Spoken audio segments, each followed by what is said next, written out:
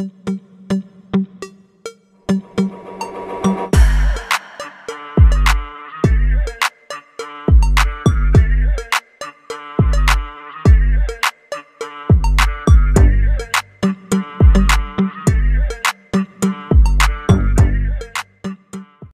pemirsa, terima kasih kerana Anda masih terus setia bersama di dalam channel Elvino ESTV. Jangan lupa untuk tekan butang subscribe supaya Anda tidak ketinggalan dengan perkongsian-perkongsian berita yang saya akan kongsikan di dalam channel ini. Untuk perkongsian berita hari ini dipetik daripada Harapan Daily.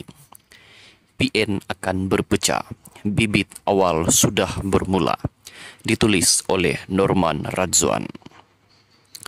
Saya mendapat maklumat dari sumber dalaman Perikatan Nasional PN dan luar bahawa hubungan PAS dan Bersatu tidak seperti dulu. Puncanya pelbagai sebab dan kerana itu PRK Kuala Kubu Baru KKB dilihat pimpinan PAS tidak bersungguh-sungguh turun padang seperti lazimnya. Dari sumber mengatakan ia sebenarnya kekecewaan pemimpin PAS kerana sudah menghampiri 2 tahun harapan untuk menjatuhkan Anwar Ibrahim sebagai PM gagal. Malah dilihat menuju ke jalan buntu apabila Sultan Johor menjadi yang di-Pertuan Agong. Hari demi hari ahli Parlimen PN semakin tertekan. Banyak projek atau peruntukan kawasan tiada, malah diberi terus melalui wakil penyelaras parti kerajaan. Lebih tertekan apabila gaji penjawat awam bakal menikmati kenaikan gaji 15 hingga 38%, iaitu kadar tertinggi dalam sejarah perkhidmatan awam negara, sekaligus akan memberi tekanan kepada kerajaan negeri. Rakyat di kawasan Parlimen Pembangkang mulai bising dan dikabarkan ada ahli parlimen yang takut untuk turun kawasan kerana tidak sanggup menerima cemuhan dari penduduk kawasan. Bercerita mengenai kemelut antara PAS dan Bersatu, kabarnya PAS berhasrat meletakkan calon di Kuala Kubu Baru KKB, tetapi Bersatu tegas untuk meletakkan calon mereka. Padahal umum tahu Bersatu tiada jentera, tiada ahli seramai dan sehebat PAS. Semalam dikatakan terbongkar kononnya di kumpulan WhatsApp PAS kawasan Hulu Selangor, berang kerana calon Bersatu mendiamkan diri daripada menjawab isu pinjaman Along. Dari sumber yang lain turut memberitahu beberapa pimpinan sudah menunjukkan rasa tidak puas hati untuk mengikut Bersatu yang dianggap penumpang PAS dalam PN.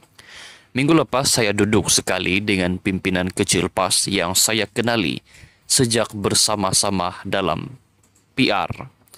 Katanya Bersatu ini sebenarnya bersama PAS pun tidak menambah, tidak bersama PAS tidak mengurang. Saya pun tambah gula dan garam.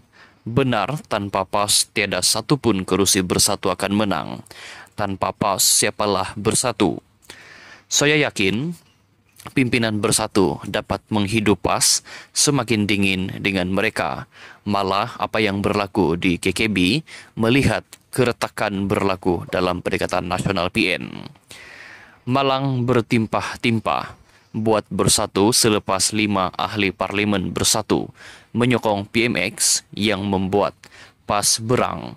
Kerusi ihsan diberikan kepada Bersatu terlepas begitu sahaja kepada Kerajaan Perpaduan. Lebih membuat Bersatu tertekan pengaruh mereka di Sabah. Kehadiran Muhyiddin dan Hamzah kali ini tidak disambut Ketua Menteri Haji Jinor dan Masidi Manjun yang merupakan tulang belakang pengaruh Bersatu di Sabah. Di ruangan komen rata-rata rakyat Sabah mencumuh Bersatu. No Bersatu, now kami GRS. Kini Bersatu hanya bergantung kepada Ronald Kiandi yang tidak mempunyai pengaruh di mata rakyat Sabah. Berdasarkan perkembangan semasa PRN, tahun depan Bersatu tidak akan dapat memenangi satu kerusi DUN pun di Sabah. Malah, pengaruh parti itu semakin lama dilihat semakin hilang terhakis. Tanpa kekuatan kuasa politik dan sumber keuangan, sangat sukar untuk Bersatu untuk terus menguasai Sabah. Mereka dulu hebat kerana Muhyiddin ketika itu adalah Perdana Menteri.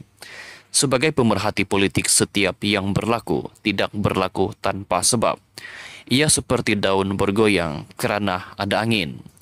Baru-baru ini Zuhdi mahukan pemimpin Islam lakukan gencatan senjata.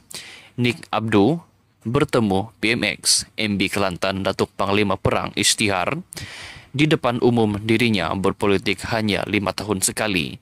MB Perlis beritahu hubungannya sangat baik dengan PMX. Terbaru yang paling mengejutkan pemerhati politik maupun penyokong PAS apabila Panglima Perang PAS Sanusi di halayak umum memohon maaf kepada PMX.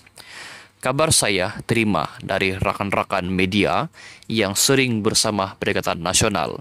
Pengumuman Sanusi itu sungguh tidak menyenangkan hati pimpinan Bersatu kerana muktakhir ini pimpinan PAS semakin lunak dengan PMX.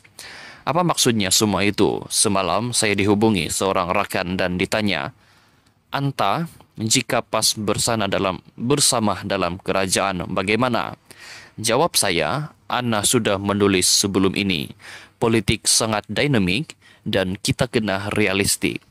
Saya berjuang sanggup tinggal anak isteri, bukan nak cari projek, tapi untuk reform negara ini. Untuk masa depan anak cucu, negara ini mesti dipimpin pemimpin yang bencikan rasuah. Jika PAS mahu bersama-sama, apa salahnya? Bukan tidak biasa lawan jadi kawan, kawan jadi lawan. Jika PAS mahu bersama-sama untuk melakukan perubahan dan menyelamatkan negara, ahlan wa sahlan." Seperti kata Zuhdi, ting teng PAS. Perlu gencatan senjata jika kita sayangkan negara. Ketepi permusuhan dan kita fokus pulihkan negara ini. Nak kira dendam, amarah, salah mereka, itu bukan politik, itu masalah pribadi. Biarlah Muhyiddin, Azmin dan Hamzah, yang ketiga-tiga mereka ini khianat pada parti masing-masing untuk kehebatan. Kita mahu tengok di mana kekuatan Bersatu tanpa PAS. Anak kata jika ia berlaku, Bersatu akan terus jadi semangat 46. Sekian dulu perkongsian berita untuk hari ini. Jangan lupa untuk tekan butang subscribe. Bye-bye.